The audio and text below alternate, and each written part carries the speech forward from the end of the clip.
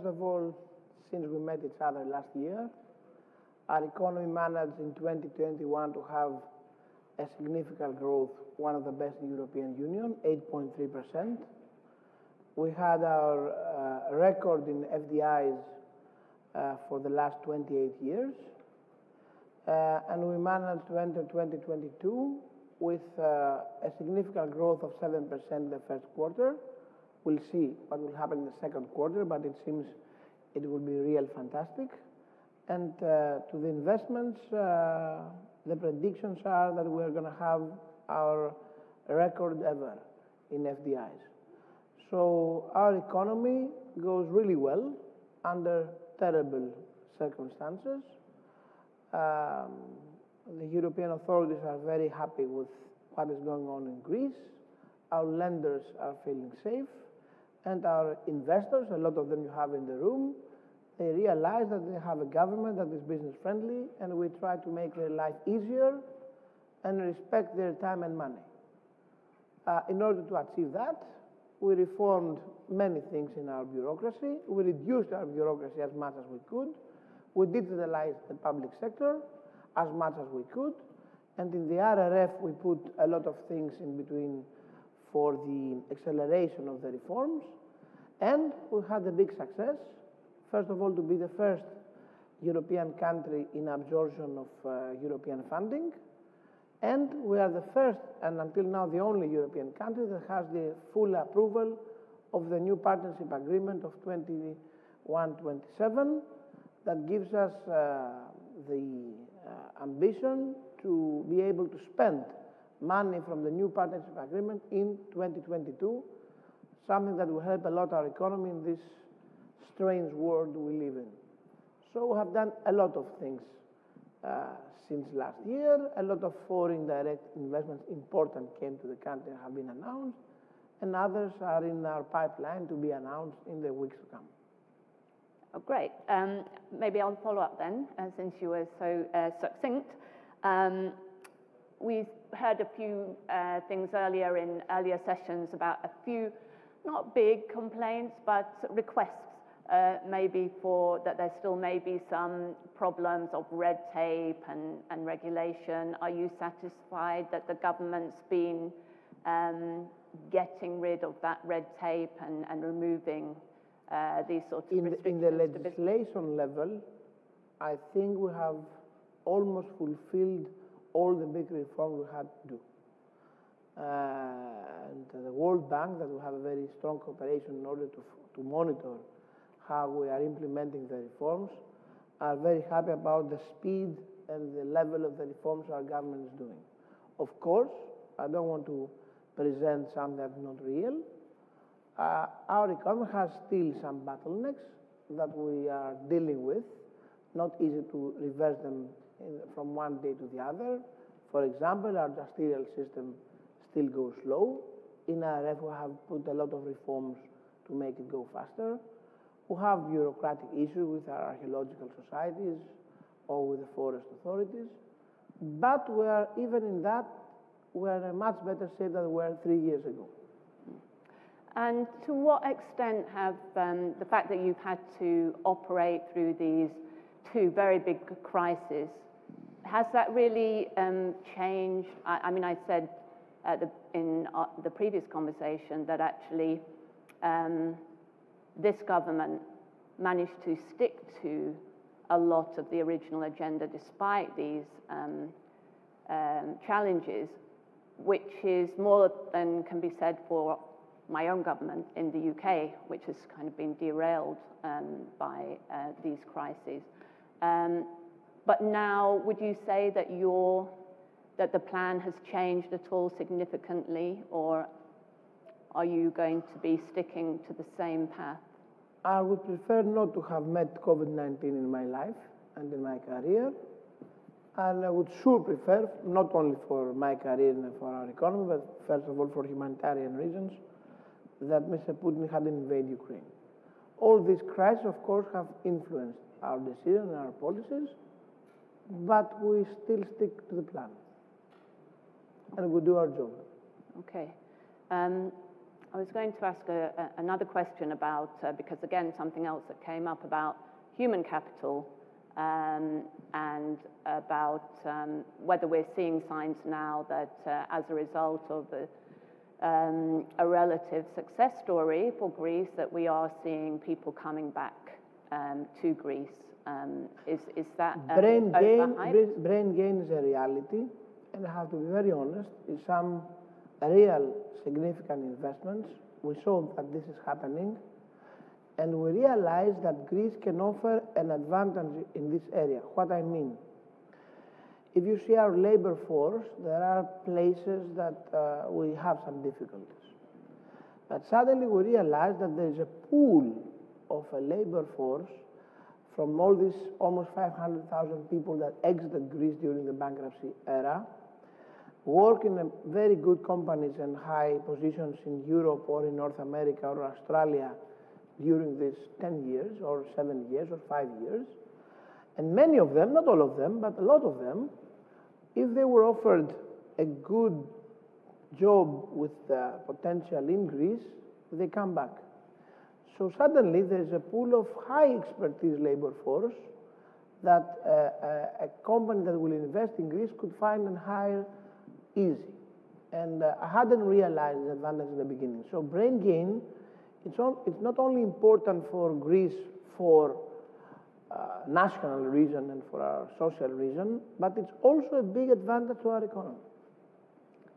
Great. Well, thanks. Well, I'm going to turn now to our business panel, and I hope that you can stay and hear what they've got to say. And please ask them how is their cooperation with the government and with the Minister of Development. Yes, most of them are in my office often. Feel free. I will allow them. We have reduced the advance payment by 50%. We have reduced social contribution by 5%, and we are reducing it even more. These are two problems we inherited from the past. The main idea is year by year to go it lower. And we have reduced the taxation of business from 28 now to 23%. So the average theory is that we will go toward to a lower taxation and lower social contribution. Thank you. Would you like to come back on yes. anything else from the business? First of all, I want really to express my gratitude to the Economist for giving me the pleasure of this day. And I will explain you why. In politics, it's very rare to have the work that you do every day to be publicly recognized. And all the good things this great gentleman told about our government and me personally were really very good to me, and I want to thank each one of them very much. I want to say to Mr. O'Hara, who said these great things about Greece, that the truth is our government worked very hardly, especially in 2020, to fix a secure environment for tourism.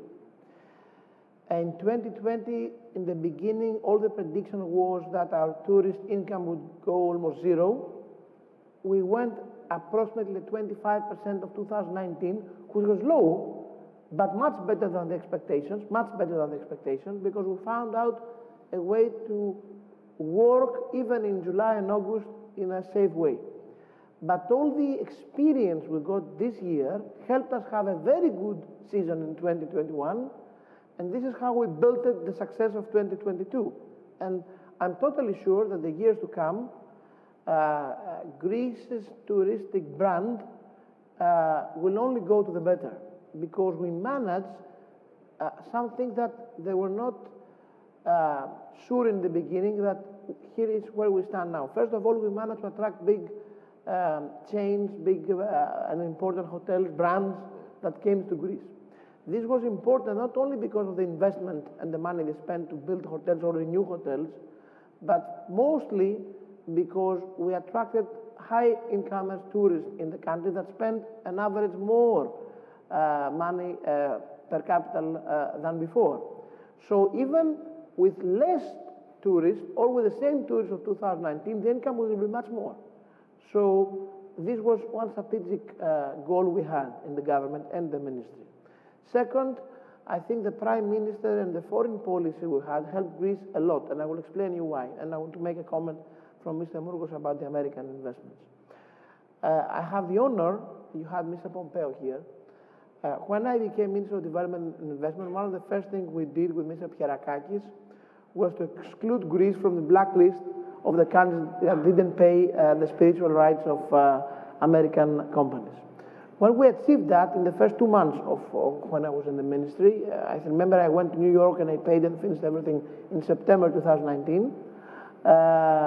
Then we signed a deal with the United States government, with Mr. Pompeo, that you had in him, and the American government expressed publicly an encouragement to U.S. businesses to come and invest in Greece, especially in the technology sector. One by one, many big American companies came and invested. Pfizer in the beginning, Cisco, Deloitte, Microsoft, Digital Realty, Amazon Web Services, Google. So what's going on is that we built up a concrete plan how we would manage to transform Greece to a more business-friendly country. The good words you heard from these gentlemen is not because they like me on a personal basis. It's because they know that if they will have a problem now in this country, they will find people to speak with and find a solution. And the main thing, my main ambition as Minister of Development of Greece, and the main thing I tried to do these 3 years, it was not only voting laws and reforms, all these are very important, and I always want to thank European institutions that helped us on that era, World Bank that helped us on that era, IMF that helped us on that sector. But the most thing we wanted to give to the investors is that we want to make their life easier, that we respect them. And we understand that having to take a decision to invest in Greece should be a safe decision, as safe an investment can be, and not a risk. My main ambition, Joan, was to reverse the perception that Greece is a country that if you decide to go and invest, you'll have a lot of problems. We are here to solve the problem. We are troubleshooters. And we are engaged into the projects as more as we can in a very transparent way, but to show to the investors that we care about their success. I personally believe very much, and the Prime Minister believes very much, that when an investor comes and invests and have a success, then he will promote Greece worldwide and other big businesses will come. If he will come and has a failure or a difficult days, no one will follow. And we want many more to follow and come and invest in the years to come. This is the real ambition. So I think we are in the right track. We have a lot of job to do in front. Our life will be much easier if the circumstances internationally were not as they are. But even under these conditions, I have to tell you, I'm very optimistic about the future. I heard what Mr. Stathopoulos was saying before, and the geopolitics and everything, and this is reasonable doubts about the future, but Greece has a very sustainable public economy. Our debt is totally secured with low interest for the next years and not depend from the markets, almost zero. The business environment is always getting better. The political stability is almost secured, as this thing can be secured in humans, but the government still has a great difference from the opposition party in all the polls, and we feel that we have the confidence of the people, so we can offer political stability. The people has changed their perception. They are much more business friendly than they were in the past, and the vision of reversing our economy, I will only say that and close. The war and the energy crisis and the inflation are big problems for everybody and for Greece, but for Greece it's also a big opportunity, because if we manage to accelerate our transformation of the energy sector to more renewable and clean energy, that we can, because we have the natural resources for that, and now through RRF and the new partnership agreement, we have also the funding and a lot of investors that want to invest. After some years, Greece can be a country not only that will not import fuels that destroy the environment but also cause a big problem in the economy, but can export energy and can reverse the competitive disadvantage that we had in the energy sector for decades as a big competitive advantage, not only for our tourist industry that can have renewable energy, almost everything, and a sustainable growth that everybody likes, and the tourist likes also. I mean, it's a good thing to sell in a way to your clients, but also in industry and in manufacture and in agriculture.